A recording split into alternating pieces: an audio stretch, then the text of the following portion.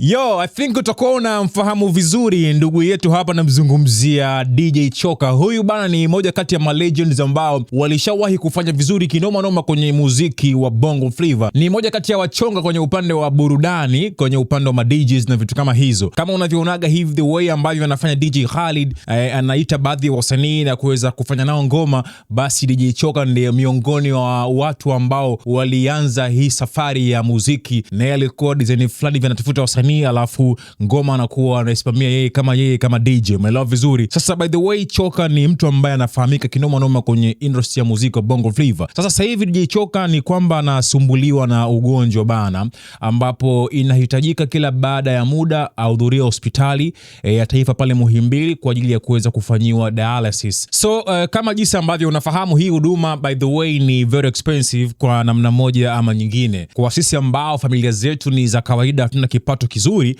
lazima tuweze kujichangisha na ndugu zetu ili kwa ajili ya kuweza kupata huduma. Sasa ndugu yetu hapa DJ Choka by the way, yeye ndo anasumbuliwa na huu ugonjwa, na aliweza pia kuweza kuomba msaada kwa Diamond Platnumz. Aliweza kuandika kupitia kwenye ukurasa wake wa Instagram akisema kwamba Diamond Platnumz, imekuwa ni kipindi kirefu sana ndugu yangu, mbali ya kuwa tumeshawahi kufanya kazi kwa pamoja, nilikuwa naomba uweze kunisaidia na mimi fedha kidogo kwa ajili ya kwenda kufanyiwa dialysis, kwa sababu na kuona kwenye mitandao ya kijamii ukiwa unatunza fedha nyingi sana. Hapa alikuwa anazungumzia ile video Diamond ambayo alikuwa anaweza kumtunza mtoto wa Nandi kwenye ile birthday yake, umeelewa vizuri. So akasema naona hizo fedha ambazo unazitumia kwa ajili ya kutoa zawadi tu kwenye birthday ya mtoto, nilikuwa naomba na mimi uweze kunisaidia kwa ajili ya kwenda kufanyiwa dialysis, umeelewa vizuri. Lakini by the way, hakuna jibu lolote ambalo Diamond Platnumz aliweza kumjibu, na pia aliweza kuposti picha ambapo hapa alikuwa anaonekana yeye DJ Choka pamoja na Diamond Platnumz kipindi hiko back in days wakiwa wanafanya kazi pamoja. Lakini pia kuna namba ambazo alikuwa ameziweka DJ Choka hapa, hizo ni kwa ajili ya kuweza kuingiziwa hiyo michango na mashabiki zake. Sasa kuna huyu shabiki hapa alikuja akasema kwamba vipi Diamond Platnumz, baada ya kumwandikia ujumbe ule alikutumia chochote kitu? Kama alikutumia basi tunaomba utujulishe, na kama hajakupa utuambie pia kama hajakupa, ili kusudi tusije tukamchukia bure. Umeelewa vizuri? Huyu ni shabiki aliweza kucomment kwenye kwenye post ya DJ Choka, na Choka alikuja hapa akamjibu huyu shabiki akamwambia kwamba bado hajafanya chochote. Umeelewa vizuri? Sasa na maswali yamekuwa ni mengi sana, ni kwa nini kila mtu anapokumbwa na majanga, anapokuwa naumwa, anaposumbuliwa na jambo fulani, huwa watu wengi wanaenda kumtag Diamond Platnumz ndio awe mtu wa kwanza kwa ajili ya kuweza kuwasaidia,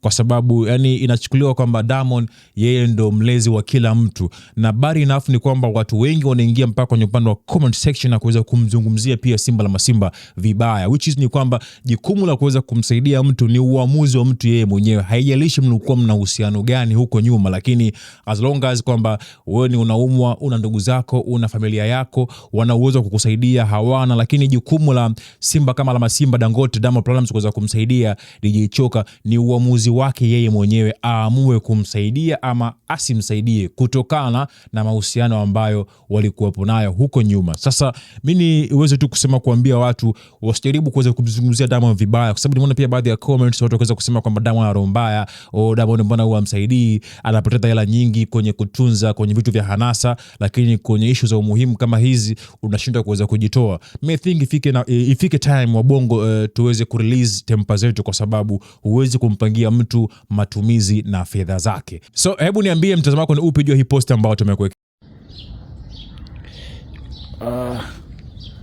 Saizi ni saa 12. Naelekea dialysis 48 ya. Napenda kuwashukuru Watanzania wote ambao jana walijitolea kwangu, walionichangia, walioniposti kuomba dialysis. Kiukweli sina cha kuwalipa zaidi ya kuwaombea pale mlipotoa zirudi mara 5. Nawashukuru sana Watanzania, shukuru sana, nawapenda wote.